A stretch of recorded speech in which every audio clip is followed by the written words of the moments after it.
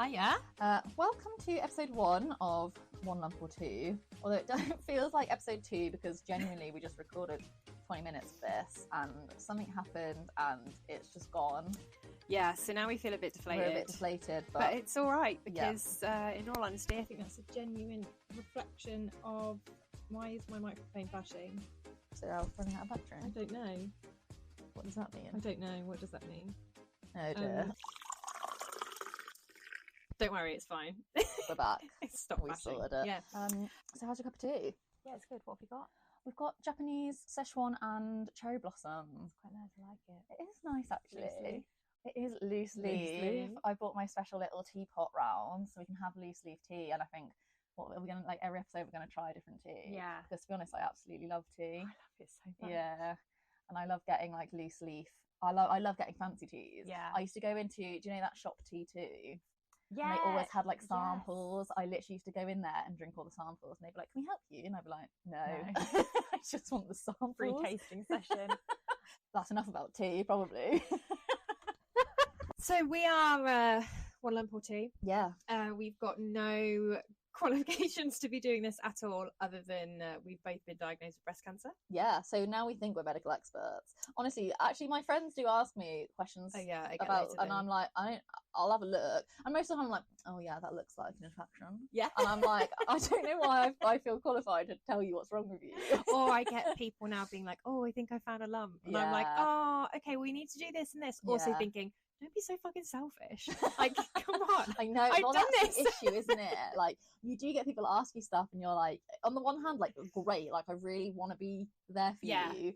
And I'm glad people feel comfortable enough to like talk about it with me. But sometimes you're just in one of those moods where it's like, I don't want to be just the cancer person. Yeah. It's traumatic. Don't make me relive it. Yeah. But anyway, On the theme of traumatic, yeah, I have 2 lumps. Shelley has 1. I have one. So That's sort of why the name came about, and it's just a play on words of, obviously you have one lump of sugar or 2 in your tea, or Yeah. I mean, if you want to get diabetes you can have 3 or 4, but I wouldn't recommend it. Although neither of us have lumps in our there tea, we are. do we? Medical advice. Medical advice: don't have too much sugar. I'm at it again. Just can't stop. So yeah, 1 lump or 2, yeah, basically because, well, actually there's a number of things, isn't there? So Yeah. like, you've got 2 boobs, I've got 1. Yeah. You had 1 lump, I actually had 2 2. lumps. Yeah. What else? The tea thing. The tea That thing. sort of it, Yeah. really. It took us a month to come up with that name. It did. We brainstormed a lot. Just a pair of tits was. That was the first. That was the first one. one, That came yeah. from your dream, wasn't it? Yeah, Yeah. But it doesn't work because you don't We're have not a just pair. a pair of tits. No. Well, yeah. I just. Well, we are, but we're not. Yeah. We don't have. We don't have a pair. We've got a trio. We've got a Trio of triplet. tits. A trio of tits. Yeah. If we ever need to rebrand. Yeah. So that's what we're called. And Interesting. That's 2.5 minutes of fun fact. fun fact. We thought we would talk you through every week some part of our treatment individually, lives, part really, of lives, yeah. how this is affecting our lives, and we just want to stop other people feeling quite as lonely as we did. Yeah. Being diagnosed in your 30s is unfortunately not as uncommon as people think It's it is. really not.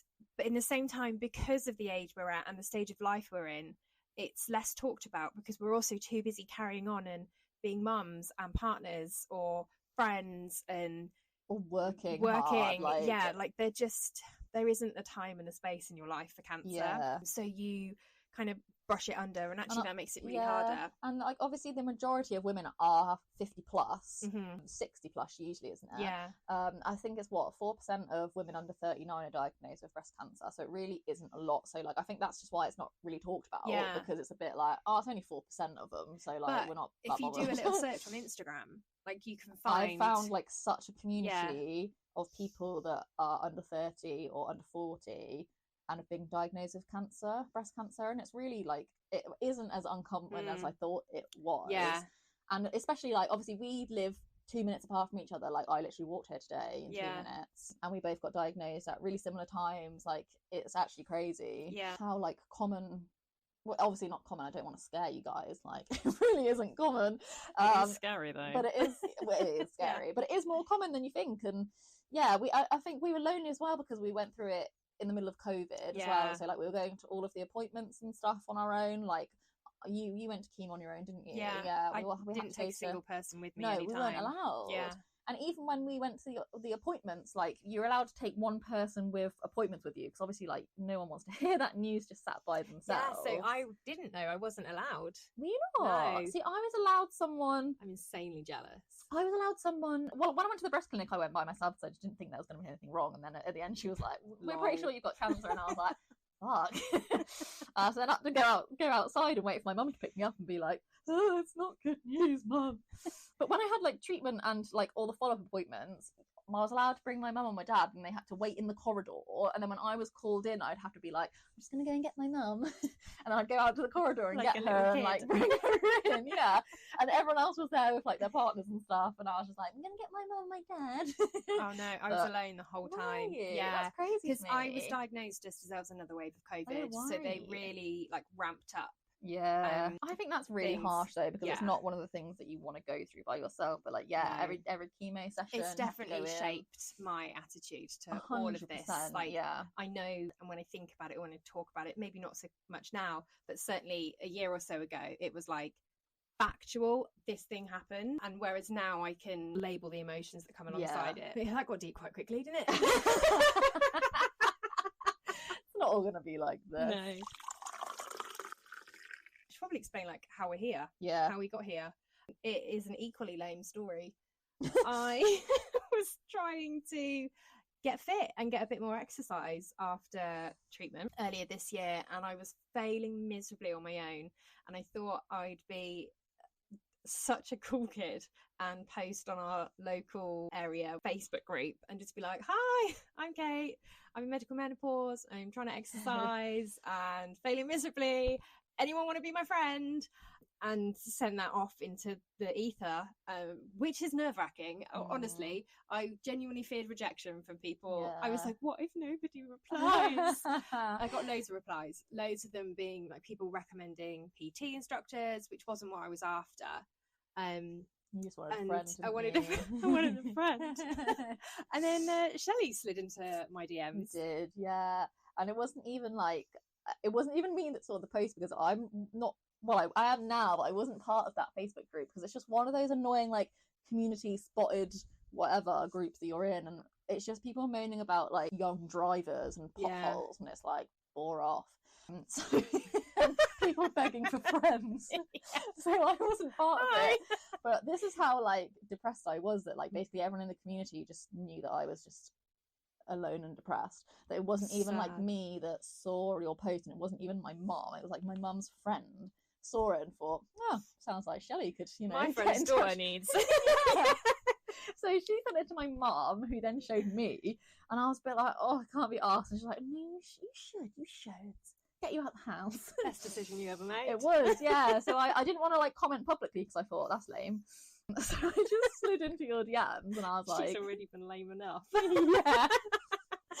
So I just slid into your DMs, and I was like, "Saw your post on Facebook, like, I'm in the medical menopause too, blah blah." And then you asked me like, "Oh, do you mind saying why you're in the menopause?" And I said, "Oh, funny story, breast cancer." And then you said, "Same." Yeah. And then the rest is history. Yeah, we went to the pub, we had non-alcoholic drinks because we can't drink. Yeah. And we talked about what we'd been through and like where we were in our stages of life. And then we started running once a week, and we've been doing that since June. And to begin with, we could run for like a minute if that, max, and we were so out of breath. It honestly felt like we were never going to get anywhere. And the other week we ran for 20 whole minutes. Well done. I'm glad I met you. You too. Should we get down to it then? Yeah, grab a cup of tea. We're under my daughter's cabin bed, and we've hung blankets and towels from the slats on her bed, and we're wrapped up in blankets and cozy jumpers, and we're using her cube storage to put everything on. This is how amateur we are. Yeah. And we thought, we hung the blankets because we thought it would make the sound better, because there would be like less reverb and echo, but I genuinely don't know if this is making a difference, but it makes us seem like we're professionals. Yeah. So, if anyone is listening to this while they're bored in treatment and you've got nothing better to do and you want to do some podcast sound reverberation research for us, we're all ears. No one's gonna do that. You never know. People fall into some weird holes. They do actually. Yeah, I fell into some dark holes. I watched a lot of weird videos on TikTok of like hydraulic machines crushing things. Oh, I watched those. And have you seen the ones with the girl who does the stitch with it, and she like dresses in the same like coloured clothes, and she does all the movement. Oh my god, she's so good. Go watch those guys. Anyway, we thought we would just start this episode so you can like get to know us a little bit better about like our treatments and, you know, when we were diagnosed, like what we've been through, like generally in terms of like medical stuff, just as like a bit of a background to us, really. And we've actually been through like quite different, well, similar treatments, but also different. Like when I didn't know anything about breast cancer really before I was diagnosed. Like I just thought breast cancer was breast cancer. Well, you don't at 30, do you? Well, no, exactly. It's not a thing. But there's loads of different types of breast cancer at different stages, different grades, like how aggressive it is, loads of different types. So we do have slightly different types of breast cancer. Like we had slightly different treatments, and my treatment took a year. And what did yours say? Mine was 6-7 months. So shall I'll crack. Yeah, you crack. go. You crack on. You crack off. There's going to be a lot of weird wordy things. I'll start off is what I was going to say. I initially found my lump in my armpit in December 2020. I'd actually gone for a smear test that day, and I thought I'll just ask the nurse to check my armpit as well.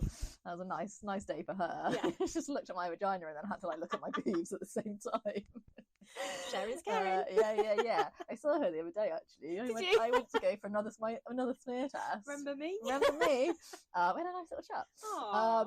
So I saw her, and she then basically I got referred to the breast clinic because she was like, I don't think there's anything wrong, but like we want to just send you there just to make sure. And the funny thing is as well, like she was like, oh, I might get pulled up on this because you're not technically supposed to refer people for the 2-week cancer wait until they're 30. Until they're 30, I was 29. Yeah. So she was like, oh, you're basically 30, like I'm just going to do it, but like I'm not supposed to, which is really crazy to me. Like just because you're not 30, you're not allowed to be like urgently referred for cancer. When you hit 30, because I was 30, they use the phrase because of your age. That's ridiculous. Which, I was literally like 6 months to being 30. Yeah, I was 23 days into being 30. So stupid. And because of my age, you were referred. And because of my age, she wasn't sure whether she was going to refer me, even though we're like 6 months age difference. Yes. Stupid. Anyway, so I got referred there. I went for an ultrasound, and they basically said, you're too young, it's just a normal lymph node, like go home.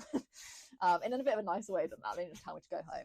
And then I went home, and I was thinking, like, you know, when you just know your body, and I was like, that's not right, like there is something wrong, but like I'm not the expert, like they're the expert, and I just kept on being like, they're the experts, like everything's fine. I am really young, so like the chance of it being anything sinister is really low. So I just sort of cracked on with my life, but the lump, it didn't go away, and it got like exponentially bigger.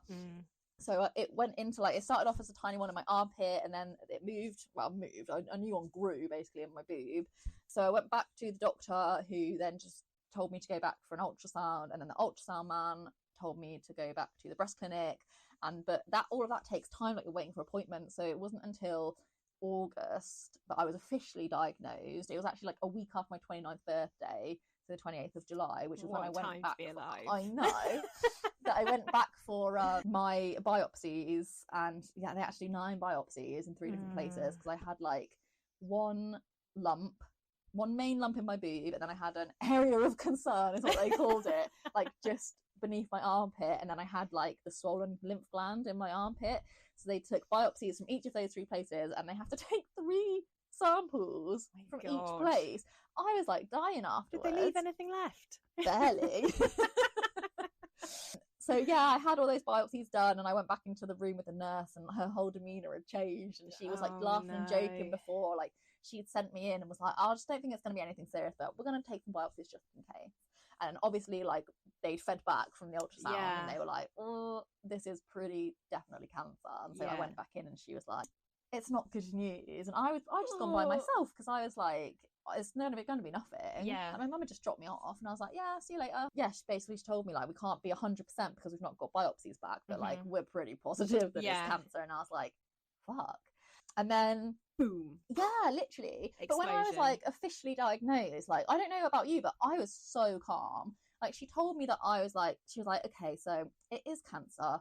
And like all 3 of her biopsies came back positive. So like there was cancer in like 3 different places. And so she was like, you will need surgery, you will need chemotherapy, you will need radiotherapy. And was like literally just throwing all of these words at me. And I was just sat there going, yeah.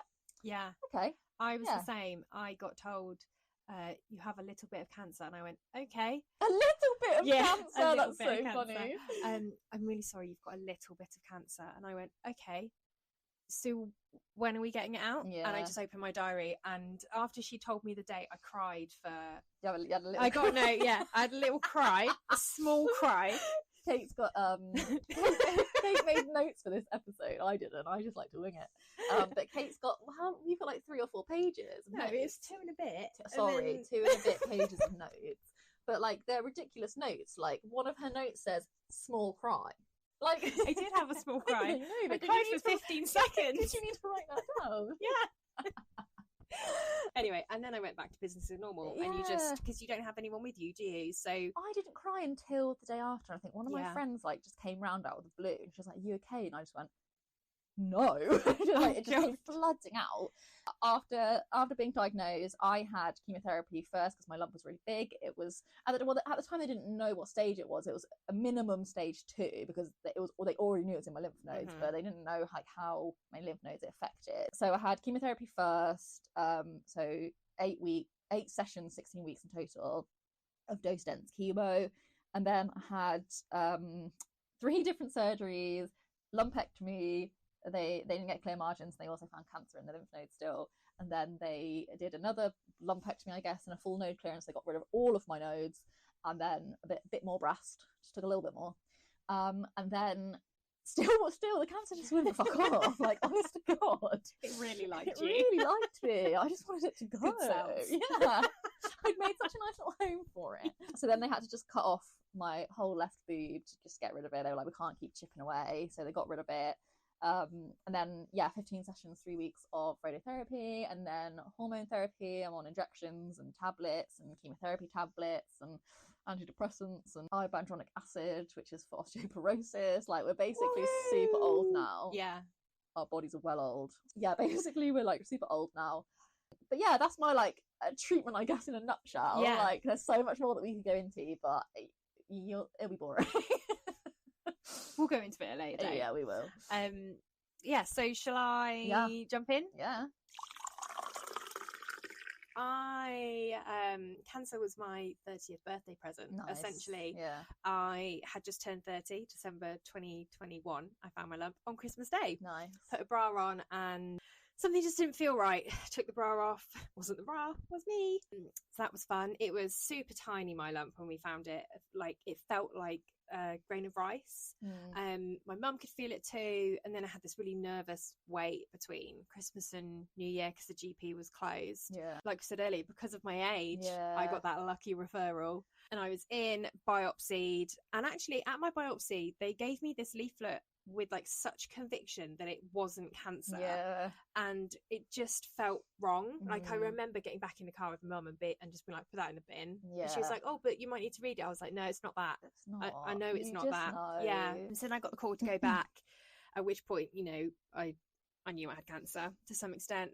My call also said I couldn't take people with me because of COVID. So I went in alone, and I was told alone, and I didn't actually cry properly until I got back in the car with my mum, and I just sobbed.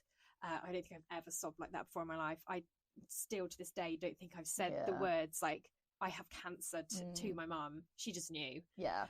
So I went home, and then you tell everyone, and that in itself is horrendous and traumatic. And my dad cried, and I'd never seen my dad cry like that as well. It's his little girl, and you're the person this is happening to, and you're trying to hold everyone else together. So instantly that sets a tone of like how hard this is going to be. So I had surgery first, and thankfully I was quite lucky in the general scheme of things, and my margins were clear and my lump was gone. It had doubled, almost tripled in the size since finding it. It was we call it the boob cube because it was 2 centimeters by 2 centimeters by the time it was taken out. So I've got like a lovely little dip in the side of my boob now. Originally, chemotherapy wasn't part of my treatment plan because they thought when it was first biopsied and everything, it was so small. They were like, oh, a little bit of radio and you'll be fine. But then getting the pathology results back, it was grade 3, so it was stage 3. Sorry, so it was grade 3. Could be dead. It was wasn't stage 3. Mine was stage 3. Yeah. I'd be dead. I'm not dead, okay, guys? Just because I had stage 3 cancer, I'm not dead. I got the pathology results back, and it was grade 3, which means it's growing really quick. Yeah. Chemotherapy was suddenly on the cards, and it wasn't, so I hadn't mentally prepared myself for that. And you everyone knows chemotherapy's crap. Yeah. Like, you don't need to tell anyone that, you just know. And I was immediately this just ball of anger, and that was all I felt for a really long time. So I too had dose dense chemotherapy every other week, 8 sessions. I lost all my hair, which is traumatic. Shelley was the same, but between us, I think we sported some really cool wigs over our time. Yeah. And it rocks the bald look as well. Yeah. Although actually, like, I do sort of wish there was more, in a way. Like, I wish I'd taken more pictures. Yeah, but just at the time, like, you're so like traumatized, hated it. Yeah, and you're literally just sat there like, I don't want any pictures taken of me. Like, don't anybody look at my bald head. I've only recently been able to like look at myself properly in a mirror, and we're talking 16 months since my hair started growing back, maybe. And it's taken that long for me to like sit and look in a mirror and be like, I absolutely hate it. I like her, she's all right. Yeah. And then I actually asked for a break in my treatment over the summer because it was so intense, and I was working through treatment as well because I just didn't know what else to do. I didn't really have the luxury of not working either. So had the summer holidays off, and we had a great and exhausting summer holidays. And then I had 3 weeks of radiotherapy, and also now on hormone therapy. So again, injections and drugs, and I technically haven't been signed off from the hospital yet. I'm still a cancer care patient. Yeah, I am as well. And I'm actually due a drug change in January. So we'll keep you updated with that. But in the general scheme of things, I'm doing all right. Yeah. Life is good. Is it? You don't sound too sure about that. Life is good. I'm happy. I'm healthy, which is the most important thing. Are we healthy? Do you say you're healthy? Do you tell people they're healthy? I don't know. I don't think I'm healthy. Well, I'm not dying. We are. I mean, we are. We're all dying. I'm not where I was. I don't think I would ever call myself healthy ever again. Maybe in a few years. I don't know. I've never thought about it. Compared to where I was, I'm healthy. Yeah, but I wouldn't say. I think mentally, I wouldn't say I'm super. I'm not mentally healthy at all. Well, I think I'm mentally healthier. Than I was like 6 months ago. I think the baseline changes. Really bad, I don't judge myself against like pre-cancer Kate's. Yeah. BC health, BC by her health, because she was a normal human being. We're not anymore. Compared to where I was a year ago, I think I'm healthy because I'm up and I'm about and I can talk about this without crying. Yeah, that's so true. I've processed a lot of it, which I think to me is healthy. 100%. But we're different, so you might feel completely differently. I think, like, I don't know. I just think because, like, obviously cancer doesn't just go Still away. Not healthy. I can barely bend my knees. Like, honestly, I make that noise like, oh. Whenever you sit down or like get up, I'm like, oh, because my like joints hurt so much. Like, everything hurts. Like, you can't sit down, and I feel so old now. It's really cold. I'm literally like, oh, the cold makes my like joints hurt. We couldn't get the house to heat up yesterday at all, and all day I was like, I was obsessive about needing the house to warm up because I was in so much pain. But I just think I get like health anxiety now as well, and I just think like I don't class myself. I probably am like fairly healthy. Like, I mean, you look great. You look healthy. Thanks. You've looked worse. I used to look way worse. Looked so much worse. I think that was one of the things that used to annoy me. People always used to be like, "Oh, but you look great." Like, and it's like, I don't even lie to me. Like, don't patronise me. I look like shit. Photos of when I went back into the office. So I was looking at photos of when I went back into the office the other day, and so this is like over a year ago now when I first went back in, and like there's dark circles under my arms, like they're literally like the colour of our mics, black. And I was going in, and people were, "Oh, you look so well." I look like I'd been beaten up by a panda. Like, I was a panda. Like all I could do was roll around. Literally. Just roll around with dark circles under our eyes, like just sloth-like. So actually, to be fair, yeah, I'd say we are actually quite healthy compared to what we were like a year or so ago. Still a long road ahead. Oh god, yeah. Yeah, I mean, we've still got what 8-9 years of hormone therapy left. Yeah. Woo! Whoop, whoop, whoop. Can't wait to be 40. I honestly like. Present. Oh god, it's actually depressing, isn't it? Oh yeah, don't think about it. No. Just take it day by day. Yeah. So that's us. Qualified and unqualified at the same time. I reckon I am qualified. Yeah, I think so. Yeah. I work at the NHS as well now. Yes. So like I had like a job whilst I was going through chemo, but it was like a maternity cover. So that ended, and then I've done sort of like odd bits, and I would try to go back to work. Like as soon as my treatment finished, I was like, right, great, back to work. I'm normal again now, which obviously is not the case. And I think people expect you to be like, oh, so it's over now, isn't it? And you're like, no, like even though you want it to be obviously over. You want it to be over, but like breast cancer's for life, not just for Christmas. Legit, it's never over.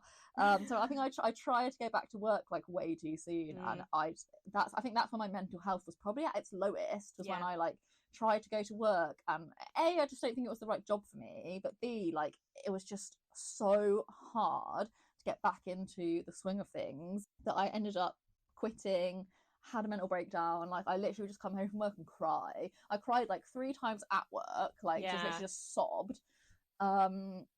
And yeah, so that was a real downer for me, but I don't even know how I even got to that story, to be honest. So anyway, so I work for the NHS now, and I work in oncology. Yeah, in oncology administration. So I hear a lot about. In some days it is overwhelming, and I think when I first started, people were like, "Are you sure this is a good idea?"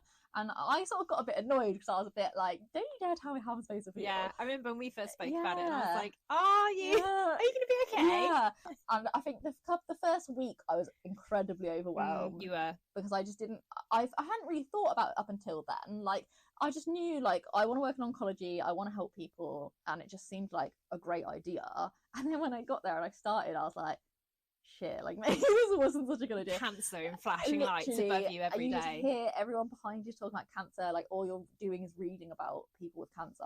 I'm actually really enjoying it, and I feel like I just feel like an absolute expert in all cancer now. Which I'm definitely not. Yeah. Like I can barely pronounce some of the drugs. We'll leave it there, shall we? Yeah, I think that's a good idea. Join us again next week for episode 2.